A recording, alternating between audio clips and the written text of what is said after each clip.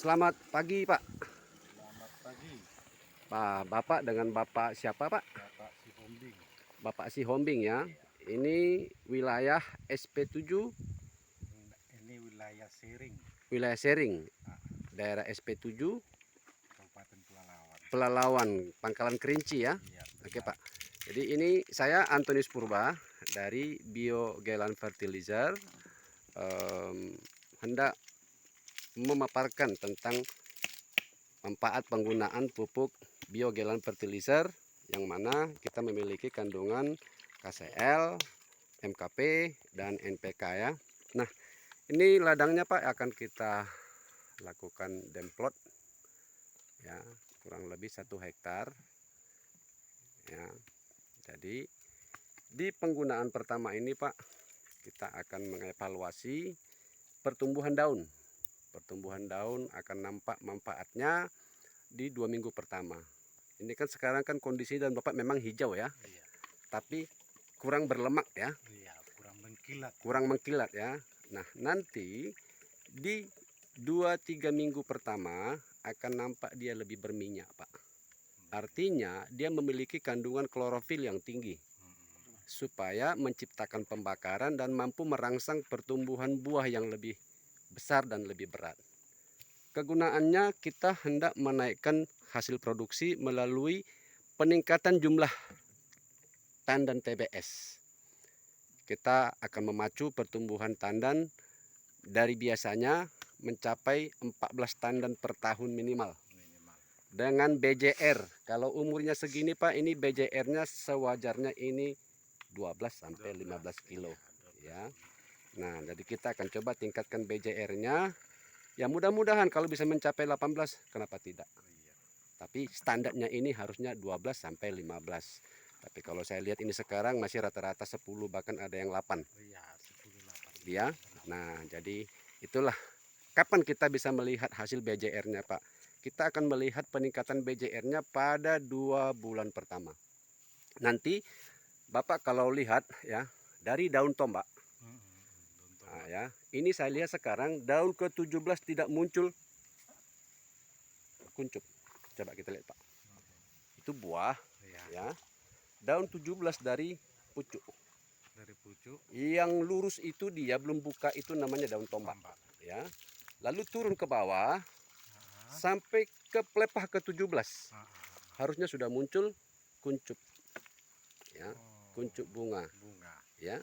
Nah, di situ nanti setelah 2 bulan penggunaan ini akan nampak kuncup bunga yang mana ketika dia sudah pecah menjadi buah nampak BJR-nya lebih besar. Oke. Kedua, nanti Bapak kalau panen minggu depan, coba Bapak ambil buah Bapak yang paling bagus di sini, Bapak pecah dia bagi 2. Lihat berapa jumlah brondolan dalam satu ranting. Iya, satu ranting. Ya. Jadi kalau yang tidak terawat dia Pak paling 4 atau 6. Yang pemupukannya minus. Iya. Tapi kalau pemupukannya bagus bisa 8 sampai 12 biji brondolan. Lalu lihat nanti kedua, lihat nanti isi CPO-nya di dalam brondolannya.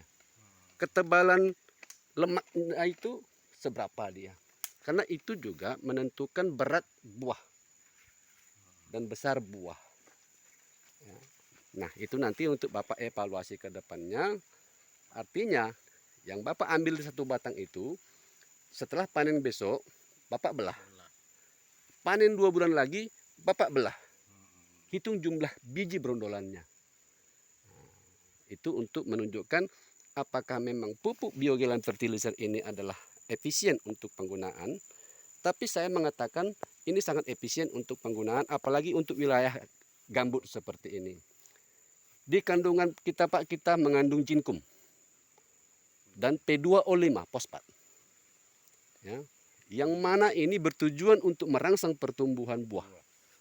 Di wilayah raya natrium tinggi, tapi jinkum sama fosfornya Kurang. rendah. Kenapa buah rawa minus dengan buah tanah mineral? Itu sebenarnya faktornya.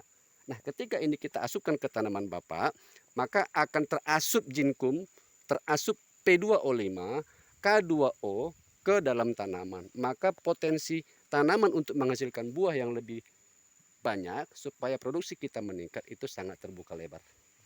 Karena itu yang ada saya buat di dalam kandungan biogelan fertilizer. Nah, cara penggunaannya Pak itu kita semprotkan di pangkal batang. Jadi di balik ini Pak, pelepah tua ini sudah ada akar muda. Iya, iya. Ya, jadi sifat pupuk fertilizer ini dia sudah melalui stimulasi stomata, stomata daun, stomata batang, stomata akar, bahkan stomata buah yang masih muda. Itu mereka memiliki stomata. Khusus yang tanaman kecil yang masih bisa dijangkau daunnya, silakan semprot mulai dari daunnya. Tapi kalau yang sudah tua begini hanya di pangkal batang saja. Oke, langsung saya peragakan Pak ya. Oke. Betul.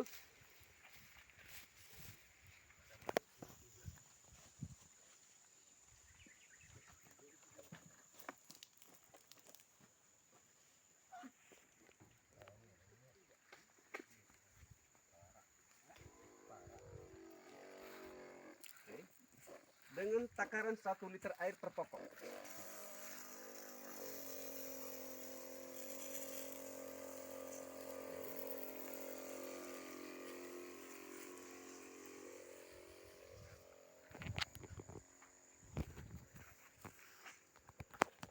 bila semak dia seperti ini, cucukkan tangkainya ke dalam. Nah, biar jangan nyangkut di daun.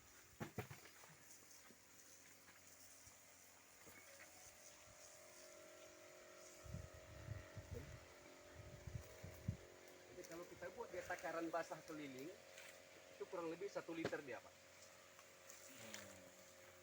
Takaran basah pokok keliling, kurang lebih 1 liter. Oke cukup, kita ganti ke pokok yang lain.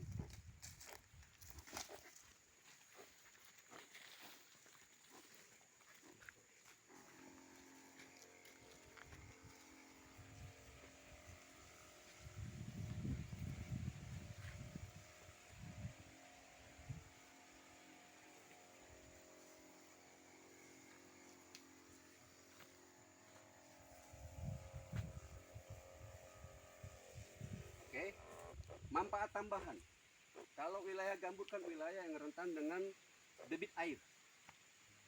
Jadi ketika kita sudah semprotkan ini pupuk, 30 menit kemudian zatnya sudah masuk ke batang.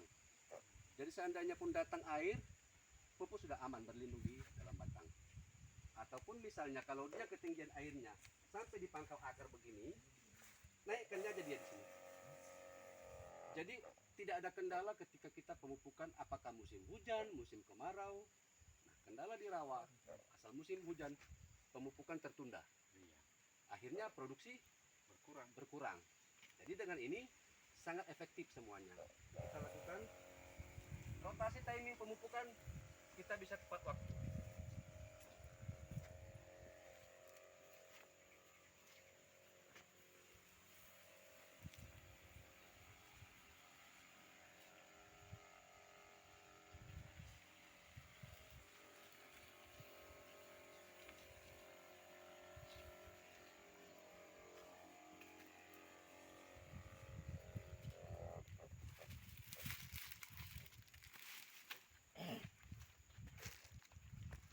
Contoh ini Pak, kita mau kalau pupuk butiran, bagaimana kita mau menyebar ke sana? Pasti di bawah air. Cucukkan tongkatnya ke dalam.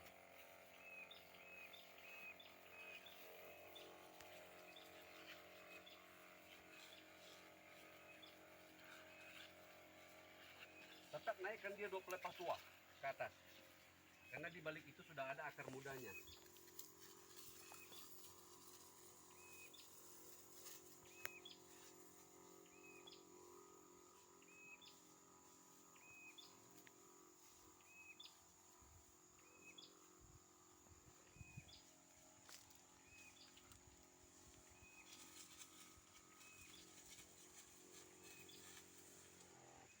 Siapa tahu kita jumpa akar yang sudah tua begini dan lokasi bersih. Apa-apa kita tambah. Oke, akar pun langsung bisa. Boleh. Kita tambah aja ya kan. Dan paling fokus Ke batang itu tadi ya. pangkal batang. bawah, siapa tahu ada di antara pohon itu yang menurut kita kurang memuaskan. Mungkin batangnya kecil, mungkin daunnya kuning, kita tambahkan.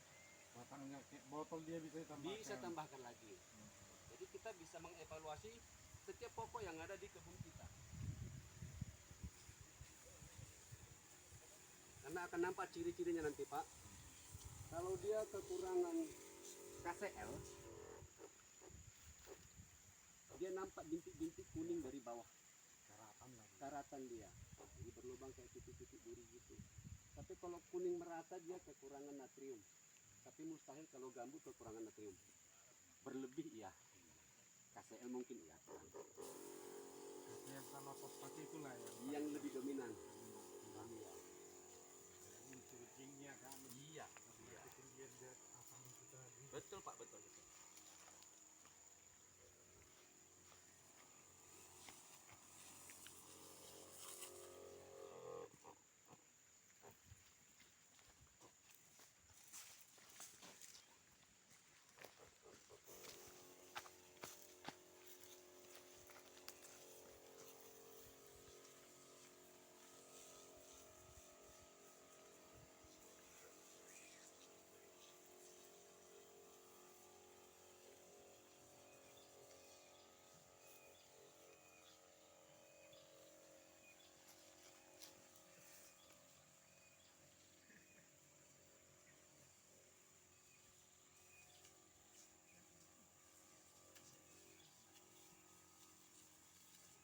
Nah, ini akar yang muncul, ini akar yang sudah mati.